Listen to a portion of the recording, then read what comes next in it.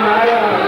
ओ गुरुवर नारायण नारायण नारायण, निखिल नारायण नारायण नारायण, गुरुवर नारायण नारायण नारायण, गुरुवर नारायण नारायण नारायण। प्रीत पिया गुरुदेव की मेरो निर्मल प्राण हो, प्रीत पिया गुरुदेव की मेरो निर्मल प्राण, का बोलूं किस विधि कहूँ, ना कोई निखिल समान। श्रीमन नारायण नारायण नारायण, श्रीमन नारायण नारायण नारायण।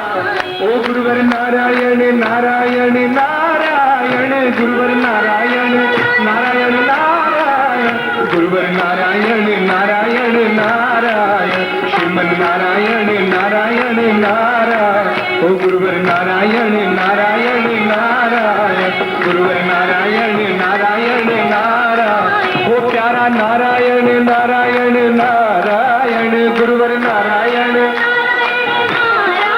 ओ निखिल नारायण नारायण नारायण, निखिल नारायण नारायण। गुरुवर नारायण नारायण नारायण, गुरुवर नारायण नारायण नारायण।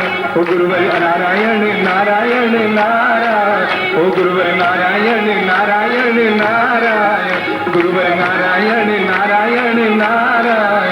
ओ निखिल नारायण नारायण नारायण, ओ गुरुवर नारायण नारायण नारायण, गुरुवर नारायण नारायण नारायण।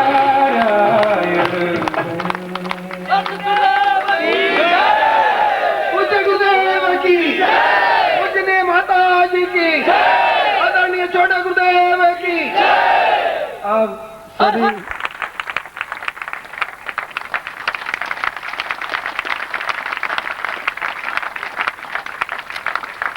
सुरेश जी अय्यर पत्नी माल्यार्पण के लिए पधारे। भाई सुरेश जी अय्यर।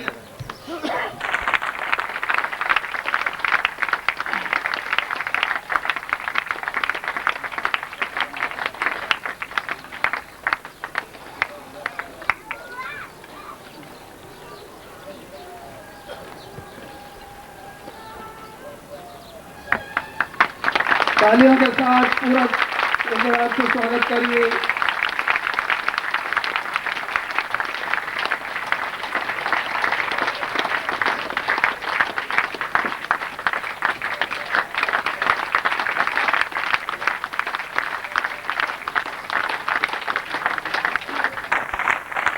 बोल सतगुरुदेव भगवान की, पूजनीय माता जी की, आदरणीय छोटे गुरुदेव की।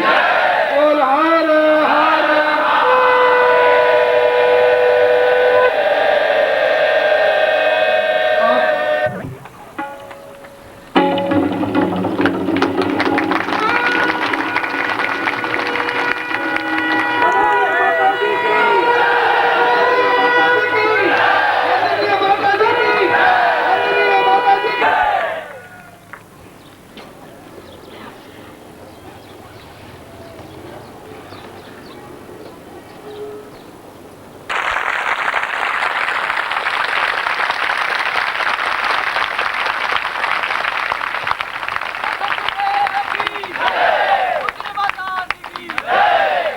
दूसरा पाठ ये है कि आप मुस्कुराते हुए तालियां बजाइए।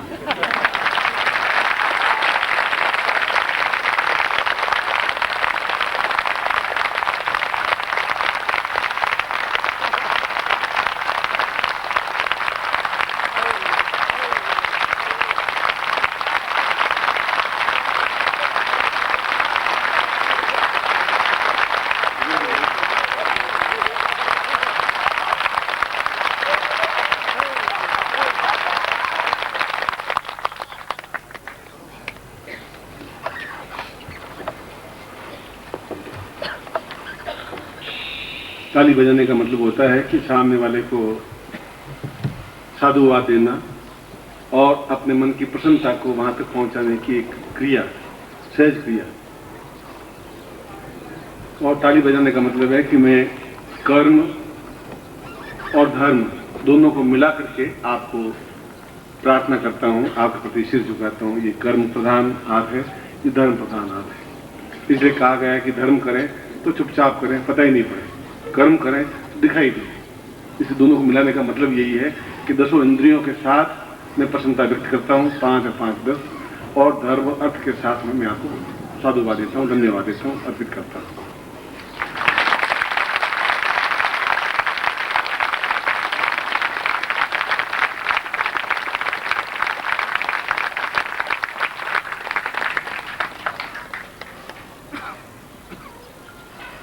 पहले मैं संक्षिप्त अपनी बात कहूँगा, फिर मैं दीक्षा लेने वाले हैं उनको दीक्षा दूंगा, उसके बाद अपना प्रवचन करूँगा, 3 क्रम में करूँगा।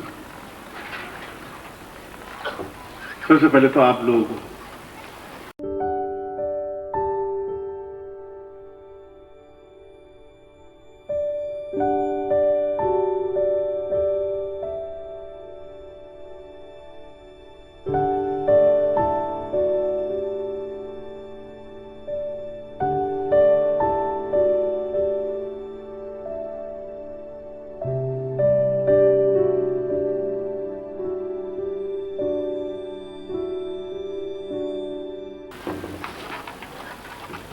जोधपुर आए हैं और प्रत्येक स्थान का अपने आप में महत्व है।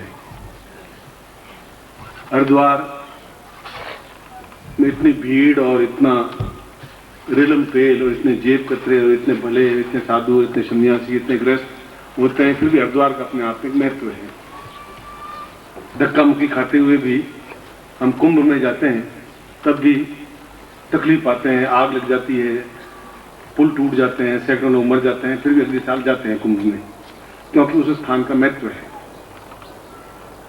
ठीक उसी प्रकार से जोधपुर का भी अपने आप में महत्व है, क्योंकि इस स्थान पर कम से कम 4-5 करोड़ मंत्र जाप हुआ होगा साधकों से पिछले 20 वर्षों में। इसलिए तपस्या भूमि है, एक तरह से आपकी गुरु भूमि है, आपकी खुद की भूमि है।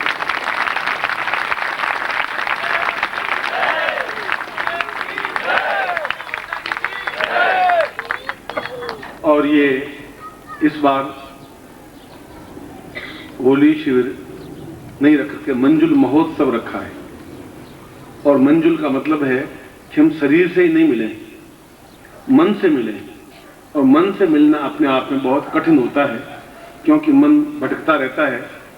और जब तक एक दूसरे के प्रति मन से हम जुड़ाव नहीं करेंगे, एक से जुड़ेंगे नहीं, क्रियात्मक नहीं बनेंगे, तब तक चेहरे पर प्रसन्नता, ओज, आनंद की उपलब्धि नहीं हो सकती। और आनंद और हर्ष नहीं है तो जीवन मेरी दृष्टि में तो बिल्कुल एक पशु के समान नहीं है। या यूं समझ लीजिए कि हम जिंदगी को ढो रहे हैं, हम जिंदगी को चला रहे हैं। क्योंकि जब मन पर ही नियंत्रण नहीं है तो गुरु पर नियंत्रण कैसे होगा आपका? जब तुम्हारे मन पर नियंत्रण नहीं है, तुम्हारे परिवार पर नियंत्रण कैसे होगा? इसलिए आवश्यक यह है कि सब कुछ आदमी कर सकता है संसार में, मन पर नियंत्रण नहीं कर सकता, क्योंकि मन बड़ा चंचल होता है, मन चोर होता है, मन भागने वाला होता है, और मन वो सब कुछ काम करवाता है जो हम नहीं चाहते हुए भी करना चाहते हैं, या करना चाहते हुए भी नहीं करना चाहते। मन चोर बनाता है, मन धोखेबाज बनाता है, मन विश्वासघाती बनाता है, मन धार्मिक बनाता है, मन देवता बना देता है, मन राक्षस बना देता है। और इस मन को गुरु के साथ जोड़ने की क्रिया को मंजुल कहते हैं। इस मन को गुरु के साथ जोड़ने की, शरीर को गुरु के साथ जोड़ने की बात नहीं कर रहा हूं मैं, ये पहली बार एक बात बता रहा हूं। हम अपने मन को गुरु के साथ जोड़ेंगे, और जब जोड़ेंगे तब मन जुड़ेगा तो मनुष्य कहलाएंगे। अभी तक मनुष्य नहीं है हम। मनुष्य एक अलग क्रिया है, और मनुष्य एक ऐसी क्रिया है जब देवता भी मनुष्य शरीर धारण करने के लिए लालायित रहते हैं। और जितने देवता हुए हैं, विष्णु, रुद्र या ब्रह्मा या बाकी सब मनुष्य देह धारण किए।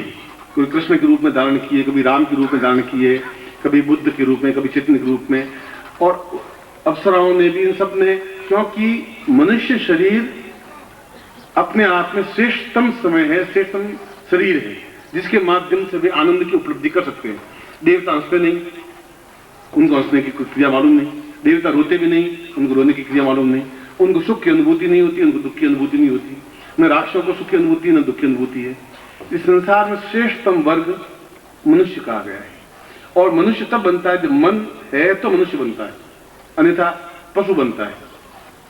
और पशु कई तरह के होते हैं, हाथी भी पशु है, घोड़ा भी पशु है, गधा भी पशु है, और 25 लाख का एक कुत्ता भी पशु है। इसलिए इस मंजुल का मतलब है कि आप इन 2 दिनों में आपका मेरा हृदय मन जुड़ जाना चाहिए। नहीं जुड़ेगा तो फिर 500 साल भी नहीं जुड़ पाएगा। कल भी मैं अपने शाम के छोटे से प्रवचन में ये समझा रहा था कि होली का तात्पर्य केवल ये नहीं है कि हमने ऊपले लगा करके होली जला दी या कांटे जला दिए। ये जलाने की क्रिया नहीं है। जलाने की क्रिया, होली का मतलब है कि हमारी अंदर की जो हुतात्मा है, अंदर की जो कृष्ण ने गीता में कहा है, हम हुतात्मा निश्चिति सा पूर्वा ज्ञान में वचन, मैं हुतात्मा बन करके अपने अविष्यान को आपके हृदय में समर्पित करूं और आप अपने आप को पूर्ण आहुति बना करके मेरे हृदय में अपने आप को समर्पित करें। वो क्षण होली कहलाती है। जब अपने आप को समर्पित कर दें, आप अपने पास कुछ रखें नहीं, फिर इफ एंड बट माइंड में कुछ नहीं होता। फिर जो आज्ञा दी वो पालन की जाती है। चाहे मैं आपकी आज्ञा पालन करूं, आपकी जो समस्याएं दूर करूं, आप मेरी आज्ञा पालन करें।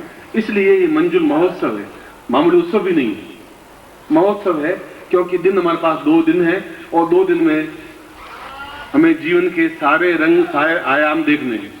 हंसी खुशी, प्रसन्नता, चलचलाहट, एक दूसरे से जी भर के बैठने की क्रिया, अपनी समस्याओं को बता के उनसे दुख दूर करने की क्रिया, ये सारे 2 दिनों में होना चाहिए और हो।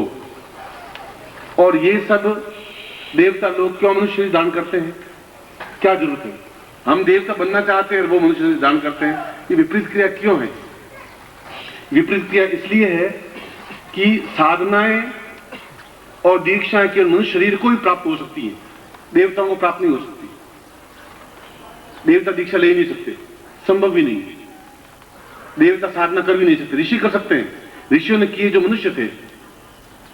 हम ऋषियों की संतान हैं, वशिष्ठ के गोत्र के हैं, गौतम के गोत्र के हैं, जिस गोत्र के भी मनुष्य की संतान। इसलिए हम साधना कर सकते हैं। ये अमूल्य अवसर हमें मिला है, केवल मनुष्य को मिला है, देवताओं को नहीं मिला, राक्षसों को भी नहीं मिला। हम साधना के माध्यम से सफलता पा सकते हैं। इसीलिए, और साधना ऐसी चीज नहीं है कि आप एक क्षण में ही सब कुछ प्राप्त कर लें। और प्राप्त कर सकते हैं यदि आप मंजुल बन जाएं तो एक क्षण में ही प्राप्त होता है। यदि आपका मन आपके ऊपर नियंत्रण हो तो, और मन की जो इंद्रियां हैं वे अपने आप में भागती रहती हैं। और ऐसा गीता में कहा गया भागती हैं और एक रथ के चारों तरफ घोड़े बंधे हुए, एक पूर्व, एक पश्चिम, एक उत्तर, एक दक्षिण। आप इस घोड़े को पकड़े तो उधर भाग जाएगा, कभी विषय वासना में भाग जाएगा, कभी पत्नी की तरफ भाग जाएगा, कभी धन की तरफ भाग जाएगा। सब घोड़े एक दिशा में नहीं बह सकते। उन सब घोड़ों को एक दिशा में बहने की क्रिया को मंजुल महोत्सव कहते हैं। सब हम एक साइड में बढ़े, और एक साइड में बढ़ने की क्रिया को दीक्षा कहा गया है, साधना कहा गया है, और अपने आप में पूर्णता होने की क्रिया कहा गया है, जिससे हम आनंद उठा सकें, मनुष्य बन सकें और आनंद उठा सकें, और हम जो कुछ बनना चाहें बन सकें। संगीतज्ञ बन सके, धनवान बन सके, गरीब बन सके, दुखी हो सके, सुखी हो सके, जो कुछ भी हो सके। और उन सब के लिए केवल यही एक क्षण है जिसको होली का महोत्सव कहा गया है। ये समझे तो ये 2 दिन अपने आप में बहुत महत्वपूर्ण है। नहीं समझे तो ये भी सामान्य सूर्य होगा, शाम को अस्त हो गया, फिर दूसरे दिन सूर्य होगा, शाम को अस्त हो गया, आप आए, आप घर चले गए, उपलब्धि आपको कुछ नहीं हो पाई। मेरे मन में कसक रह गई कि इन्होंने कुछ प्राप्त किया ही नहीं। आपके मन में कसक रह गई कि हम कुछ ले ही नहीं पाए। गलती आपकी भी नहीं है, गलती मेरी भी नहीं है। मन का जुड़ाव नहीं हो पाया, मैंने कहा वो आपने किया नहीं, और आप अपनी बुद्धि को वहां पर भी लागू करते रहे। ये लागू करने की क्रिया जो है वो आपका बुद्धि है, वो तर्क है, वो मन नहीं है। इसलिए मैंने कहा मन भागेगा, आपका मन भागेगा। एक दिशा में बहने की कह दिया, करना है। और ऐसा कोई काम मैं कहूंगा ही नहीं जो आपके खिलाफ होगा। अपने घर बुला करके मैं आपका अपमान कर भी नहीं सकूंगा, और आपको न्यूनता नीचे दिखा भी नहीं पाऊंगा, और संभव ही नहीं संसार में कोई आपसे आंख मिला सके और आपके बराबर खड़ा हो सके, ऐसा होने भी नहीं दूंगा। दोनों बातें।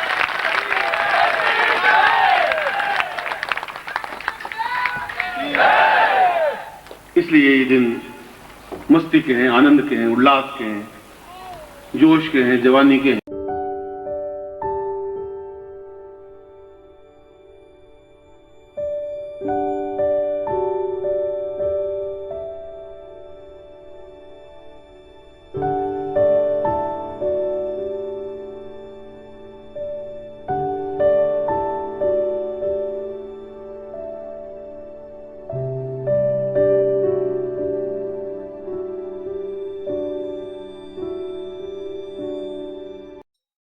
ओम परम तत्वाय नारायणाय गुरुभ्यो नमः।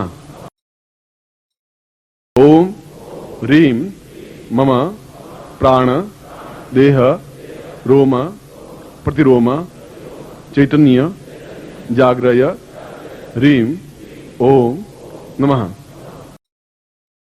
ओम भूर्भुवः स्वः तत्सवितुर्वरेण्यं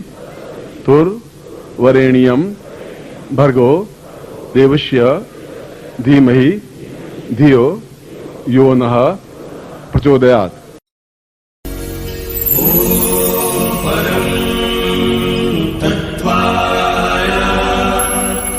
नारायणाय